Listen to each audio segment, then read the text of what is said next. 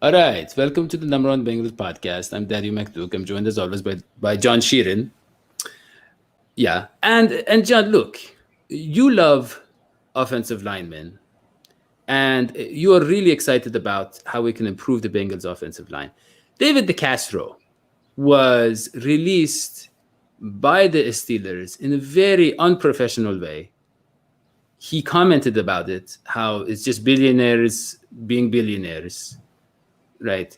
And now he's looking for a new team. What better team than the Cincinnati Bengals, where he would, one of the Steelers' biggest rivals, and the Steelers are on the decline, the Bengals are ascending, right? What do you think? How would he fit on our team?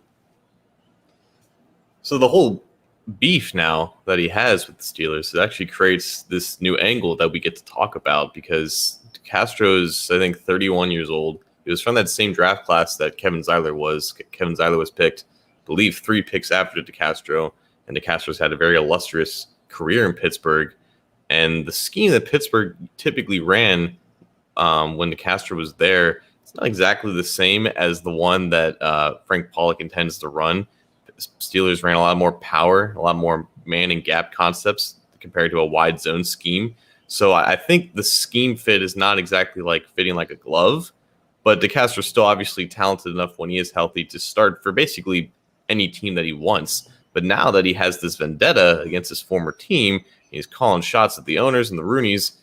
I think there is a chance here that this could be a James Harrison type situation where maybe the Bengals, if they're so inclined, give him like a 1-year deal, like a 1-year prove-it deal to compete and potentially start at right guard so he can best his former team and he can kind of stick it to him. But other than that, like I think we have to recognize that he was released not only for financial reasons, but he is contemplating retirement. It's not often that a 31-year-old with ankle issues suddenly performs at an all-pro level again. So you're obviously buying low on a formerly great player in DeCastro. And I don't know what type of David DeCastro we're going to get in 2021 if he even plays at all. He's contemplating retirement for a reason. So there's a lot of things that we still don't know. We have to find out before we can just fully jump on the bandwagon and say the Bengals should sign David DeCastro to whatever price that he wants. So from the Steelers' perspective, because he has the ankle problems, he's close to retirement, they probably are saying, hey, we just put him out of his misery. Like a Kentucky Derby horse or something like that. But he sees it differently. It seems like he thinks he has a lot left now. Is that, or is he just offended by the way that it happened? I think he might just be offended by the way that it happened. And, it's always very dependent upon the player, like how their time with their former team ends. There's obviously plenty of examples from the Bengals side for the past couple of years when you have Geno Atkins, AJ Green, Carlos Dunlap, Andy Dalton, these veterans that have lasted a long time with one team, how they depart, how they're sent off, it can be kind of messy at times. And I guess this ended up being that type of way. But I mean, I don't know, man. Like I feel if he is healthy, then there's no reason why any team with offensive line help shouldn't reach out to him. But we just don't know. Like that ankle stuff, it didn't come out of nowhere. He had surgery for it, or I believe some injury before last season, ended up missing, I think, some time, but he still played in like over 800 snaps.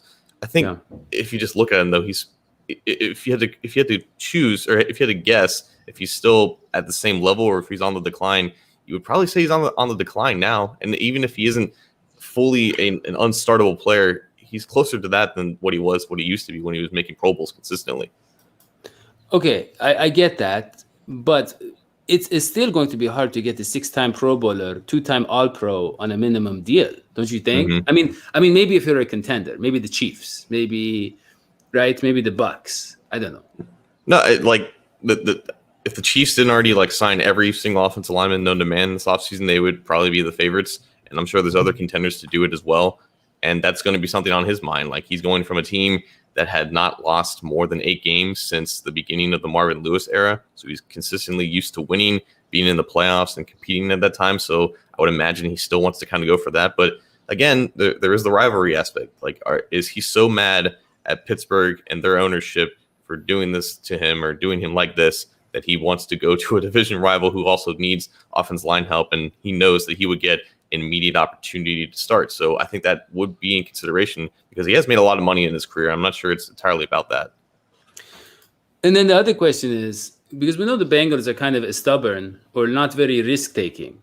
And so from their perspective, they have Quinton Spain and they have Jackson Carman, and then they have Xavier Suafilo. And they kind of committed to those guys. I would say Spain and Carman. And maybe they're worried about chemistry. Maybe they're worried about, I don't know. I mean, it's not about the money if they get them on a minimum deal. But what do you think? I mean, that doesn't seem like the Bengals' style to go out there and say, let's get the most talent we can, and see who emerges. That's really not what they do in general. I think that would only happen if they deemed DeCastro as a player that they simply cannot turn down. Like there was the whole thing about Morgan Moses. He was on the open market for a while, and there was a push to sign him.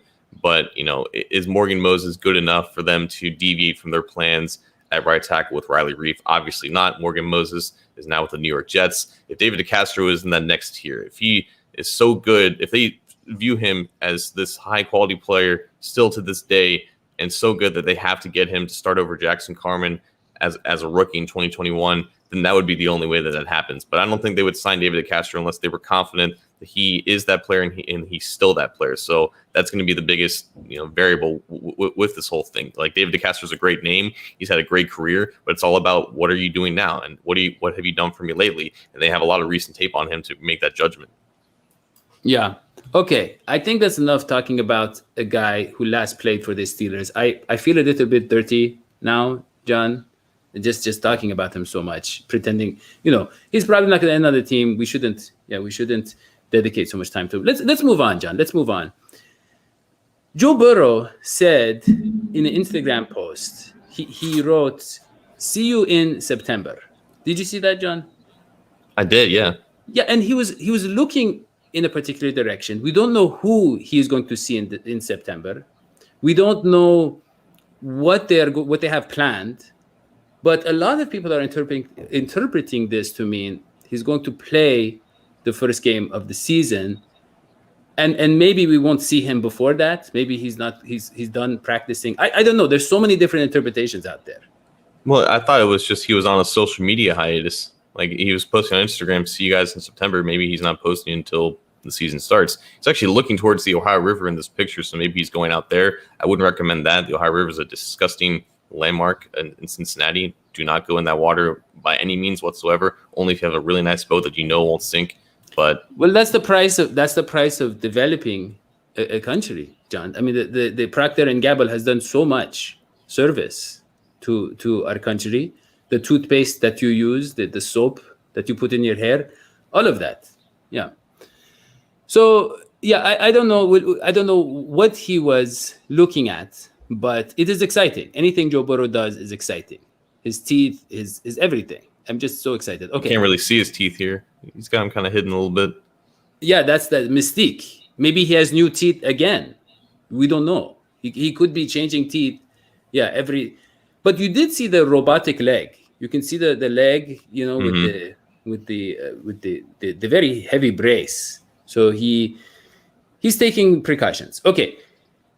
John, explain to me if the Bengals can get that white Tiger helmet, because it's not a throwback. So do they need to have a throwback jersey and then they can do what they want with the helmet? Or is there going to be some open, kind of some sort of lenience in terms of what you can change about your uniform?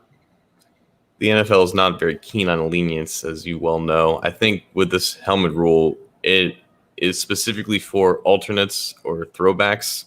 And the whole NFL uniform rule is that you can only wear alternate jerseys X amount of times per year. You have jerseys that are designated as your primary, your away, and then your alternate, and maybe some teams have throwbacks. This now allows teams to carry two helmets, and the second alternate helmet that is now being instituted or allowed for all 32 teams, I believe, in accordance to the rules that already exist, you can only wear this particular helmet with your alternate jerseys or with your throwback jerseys that you want to institute and create. So with the white Tiger helmet, I don't think this is going to be a case where the Bengals are able to wear it 8 to 9 times a year whenever they wear their all white jerseys. The whole thing with this was player safety. Like starting in 2013, they wanted to just have every single player just have one helmet, so there's consistency with how it fits, and there's no messiness in terms of diagnosing concussions. If you have multiple helmets and one of them fits somewhat differently, it can lead to problems if they do suffer concussions.